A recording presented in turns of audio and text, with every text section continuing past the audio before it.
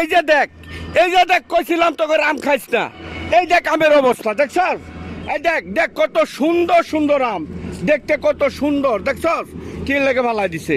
এই যে এর চেয়ে সুন্দর কি আম হয়? চেহারাটা কত সুন্দর দেখ আমের। এই যে এই ফরমালিন দিছে দেখে ভালাইছে। এই যে এটা খাইলে মানুষ মারা যাইব, একেবারে নির্ঘাত মারা যাইব এই আম খাইলে। হ্যালো সাংবাদিক ভাই, আসেন আসেন আসেন।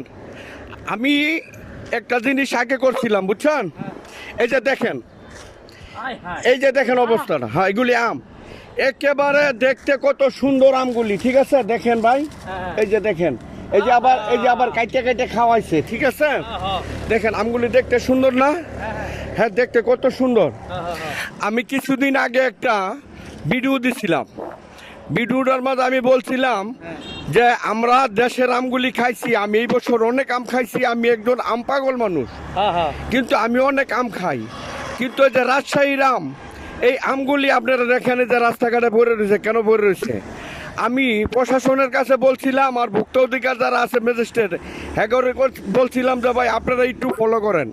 ধন্যবাদ, হ্যাঁ একটু ফলো করছে, ফলো করার পরে এই আমগুলির মাঝে ফরমালিন ধরা পড়ছে, ধরা পড়ার পরে ওইখানটা যারা বিক্রি করে তাকে কাছে আইনাই আমগুলি রাস্তা ফালাই দিছে, ডাইলে ফালাই দিছে।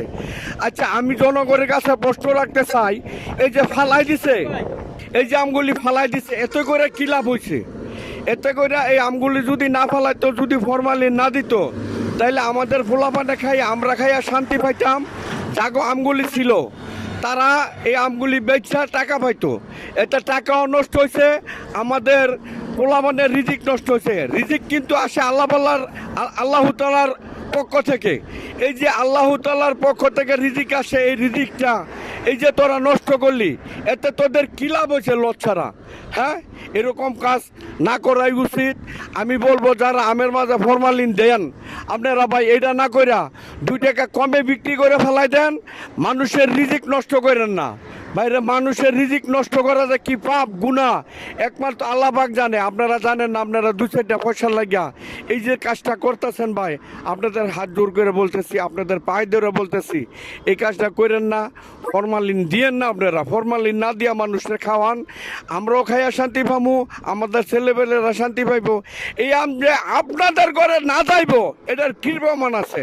আপনার দোকান থেকে কিনা আপনার আত্মীয় স্বজনে, আপনার মেহমান, আপনি হারে চিনেন না, অন্য কোনোভাবে আপনার আত্মীয় এই আম কিনে আপনার বাসায় তো যাইতে পারে, নিয়ে আপনার ছেলেরে, আপনার বউরে, আপনার বোনে খাওয়াইতে পারে, এদের ক্ষতি তো হইতে পারে ভাই। ফালাই দাও ফরমালিন, এই যে ভাই আমের মাঝে ফরমালিন ম্যাজিস্ট্রেট পাইছে, কি বড় বড় আম নতুন, হ্যাঁ আমের মাঝে হ্যাঁ পাইছে ফরমালিন, এই কারণে ফালাই দিছে। আরো আছে এই যে ফসাইছে, এই যে পড়ছে, এই যে পড়ছে, আজকে 2-3 দিন ধরে ফালাইতেছে ভাই। কি বাচ্চারা খাইলে ক্ষতিকর না? ক্ষতিকর, কিডনি শুদ্ধ খারাপ হইব, বাচ্চাদের কিডনি, এমনকি আপনি খান আমি খাই, সবার কিডনি নষ্ট হইব ভাই, বুঝছেন? এই আম খায়েন না। দিতে চান? হ্যাঁ দর্শকের উদ্দেশ্যে কিনা, আমি দর্শকের উদ্দেশ্যে এই কথাটাই বলতে চাই, আপনারা ফরমালিন আম কিনবেন না, ফরমালিন দেওয়া আম কিনবেন না, দরকার পড়ে না খান, না খাইলে মরতেন না। আমার প্রশ্ন, সাধারণ মানুষ তো বুঝে না যে ফরমালিন আছে কিনা, সাধারণ মানুষ তো বুঝে না। না না, সাধারণ মানুষ বুঝে না, এই জন্যই তো যারা ভোক্তা অধিকার আছে, যারা এগুলি বুঝে, পরীক্ষা করে, বাজার মনিটরিং করে, তাদের প্রতি আমার দৃষ্টি আকর্ষণ করতেছি, এরা যেন এটারা ভালোভাবে এই প্রদর্শন করে, ভালোভাবে দেখাশোনা করে। সরকারের উদ্দেশ্যে কিছু বলতে চান? সরকার উদ্দেশ্যে এটাই বলতে চাই, যারা এইগুলি করে তাদেরকে ধরে ধরে যেন সাজা দেয়, জরিমানা করে।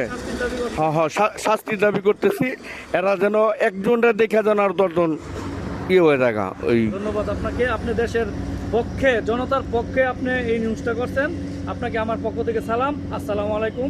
বারেক ভাই ভালো থাকবেন। আপনাকেও ধন্যবাদ। এতক্ষণ পর্যন্ত আমাদের সাথে থেকে আপনি ওনার কথাগুলো শুনেছেন, আপনাকে অসংখ্য ধন্যবাদ। দয়া করে ভিডিওটি শেয়ার দিতে পারেন।